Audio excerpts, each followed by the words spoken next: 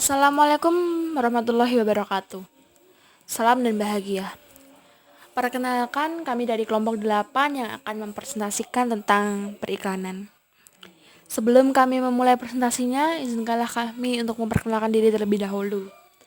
Dalam kelompok 8 ini ada Clotilde Eliana N. Making dengan NIM 208, ada Putri Dwi Cahyani dengan NIM 209, ada Julius Adriana dengan NIM 225, ada Andika Cahya Purnama dengan NIM 215, dan yang terakhir ada Jeffrey Mangara dengan NIM 239.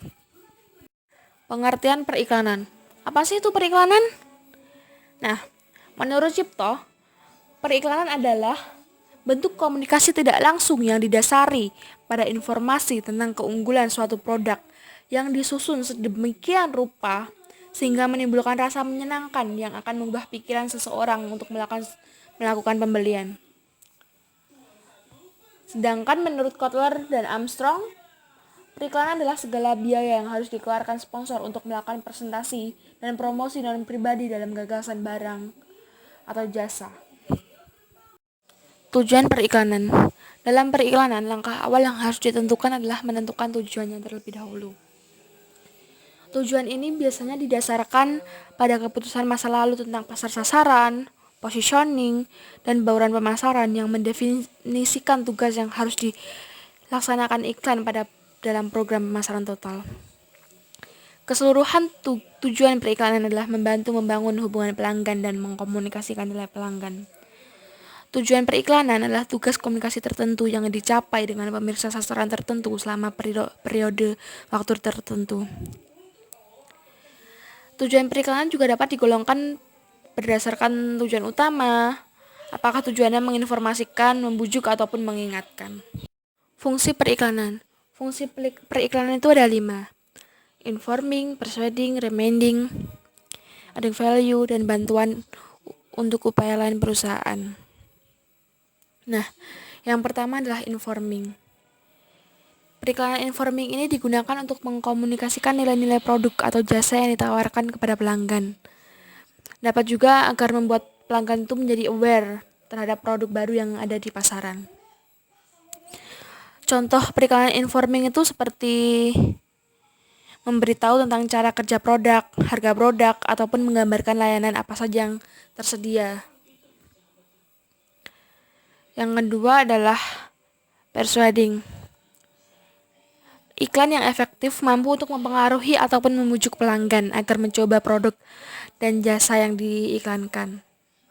Periklanan persuasif dapat mengubah persepsi pelanggan terhadap atribut produk dan meyakinkan pelanggan agar memberitahu orang lain mengenai produk tersebut. Periklanan yang ketiga adalah periklanan reminding. Iklan dapat digunakan untuk memelihara hubungan dan menjaga agar merek suatu perusahaan tetap segar dalam ingatan konsumen. Selain itu, juga dapat mengingatkan konsumen bahwa produk tersebut mungkin dibutuhkan dalam waktu dekat. Contoh iklan reminding seperti misalkan Indomie. Indomie ini dipromosikan dari dulu banget. Jadinya tuh kayak merek Indomie tuh udah melekat di pikiran masyarakat gitu. Terus yang keempat adalah adding value. Periklanan memberi nilai tambah pada merek dengan mempengaruhi persepsi konsumen. Periklanan yang efektif menyebabkan merek dipandang sebagai sesuatu yang lebih elegan, lebih bergaya, lebih bergensi, dan lebih unggul dari tawaran pesaing. Contohnya seperti iklan Honda. Iklan Honda tuh selalu mengekspresikan bahwa produk mereka tuh irit dan sebagainya. Sehingga hal tersebut tuh mempengaruhi pendapat dan pandangan publik tentang suatu brand. Sehingga brand tersebut mendapatkan keuntungan dari image tersebut. Yang terakhir adalah bantuan untuk upaya lain perusahaan. Peran lain dalam periklanan adalah membantu perwakilan penjualan. Iklan mengawali proses penjualan produk perusahaan dan memberikan pendahuluan yang bernilai bagi wiraniaga sebelum melakukan kontak personal dengan pelanggan. Jenis media periklanan. Jenis media periklanan ada media cetak, media elektronik, media luar ruang, dan media lini bawah. Yang pertama yaitu adalah media cetak. Media cetak yaitu media yang statis dan mengutamakan pesan-pesan dengan jumlah kata, gambar, foto, baik dalam tata warna maupun hitam putih. Bentuk-bentuk iklan dalam media cetak biasanya berupa iklan baris, iklan display, suplemen, pariwara, dan iklan layanan masyarakat. Jenis-jenis media cetak yaitu surat kabar, majalah, tabloid, brosur, selebaran, dan lain-lain. Yang kedua ada media elektronik. Media elektronik yaitu media dengan teknologi dan hanya bisa digunakan bila ada jasa transmisi siaran. Bentuk iklan dalam media elektronik biasanya berupa sponsorship, iklan partisipasi, pengumuman acara atau film, iklan layanan masyarakat, dan lainnya. Jenis iklan pada media elektronik yaitu televisi, radio, internet, dan sebagainya. Yang ketiga adalah ada media luar ruang. Media luar ruang yaitu media iklan biasanya tuh berukuran besar dan dipasang di tempat-tempat terbuka seperti di pinggir jalan, pusat keramaian, ataupun tembok-tembok. Jenis media luar ruang itu seperti billboard, baleho, poster, spanduk, umbul-umbul, kayak gitu. Dan yang terakhir ada media lini bawah. Media lini bawah ini yaitu media-media yang digunakan untuk mengiklankan produk. Biasanya ada 4 macam media yang digunakan dalam media lini bawah yaitu pameran, direct email, point of purchase, merchandise schemes, dan kalender. Kelebihan dan kekurangan media periklanan. Nah, media periklanan ini juga memiliki kelebihan dan kekurangan. Yang pertama kita akan membahas tentang kelebihannya terlebih dahulu. Ada televisi. Apa sih kelebihan televisi itu? Televisi itu memiliki kelebihan yaitu untuk liputan pemasaran massa yang baik, menggabungkan pandangan, suara, dan gerakan sehingga menarik terhadap indera. Yang kedua ada surat kabar. Surat kabar ini tuh lebih fleksibel, tepat waktu, penerimaan luas, dan tingkat kepercayaan tinggi. Yang ketiga adalah majalah. Majalah memiliki kelebihan yaitu selektivitas, geografis, dan demografis yang tinggi. Kredibilitas dan prestis reproduksi kualitas juga tinggi. Yang terakhir ada internet. Internet memiliki kelebihan seperti selektivitas yang tinggi, namun dengan biaya yang cukup rendah dan kemampuan yang lebih interaktif. Nah, selanjutnya ada kekurangan-kekurangan dari media periklanan tadi. Yang pertama, kekurangan televisi adalah biaya yang absolut tinggi, kerumunan tinggi, paparan hanya sekilas, dan selektivitas pemirsa yang kurang. Yang kedua adalah kekurangan dari surat kabar. Memiliki keterbatasan antara lain umur pendek, kualitas reproduksi yang buruk, sedikit pembaca selain membelinya. Yang ketiga adalah majalah. Majalah ini memiliki keterbatasan antara lain jangka waktu pembelian iklan lama, biaya tinggi, dan tidak ada jaminan posisi.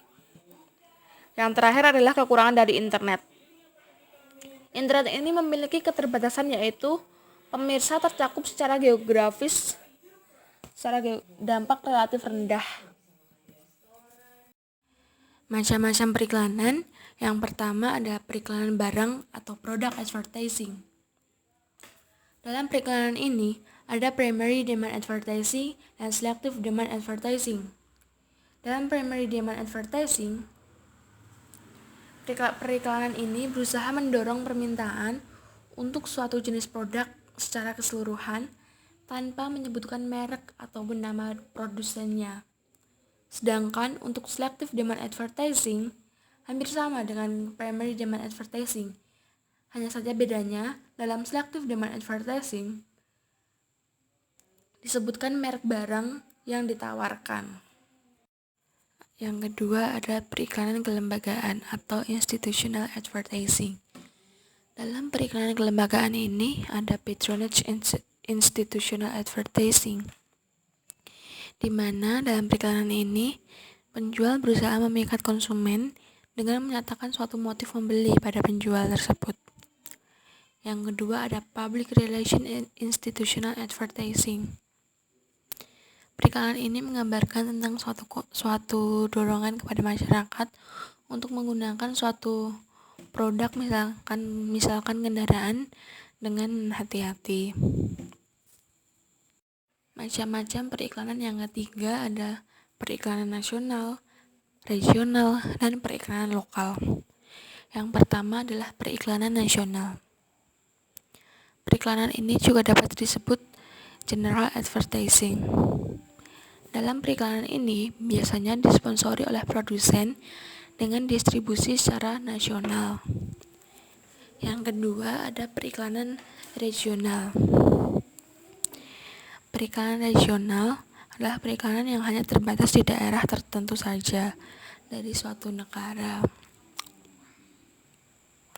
Yang ketiga adalah periklanan lokal. Periklanan lokal disebut juga dengan retail advertising. Biasanya dilakukan oleh pengecer dan ditujukan kepada pasar lokal saja. Dan macam-macam periklanan. Yang terakhir ada periklanan pasar. Jenis periklanan tergantung pada sasaran yang dituju, apakah kepada konsumen, atau perantara, ataupun pedagang, atau pemakai industri. Jenis periklanan tersebut adalah customer advertising, yaitu ditujukan untuk konsumen. Yang kedua adalah trade advertising, ditujukan kepada perantara pedagang, terutama pengecer. Yang terakhir ada industrial advertising, yang ditujukan kepada pemakai industri. Sekian presentasi dari kami. Banyak salah dan kurangnya kami mohon maaf. Assalamualaikum warahmatullahi wabarakatuh. Salam dan bahagia.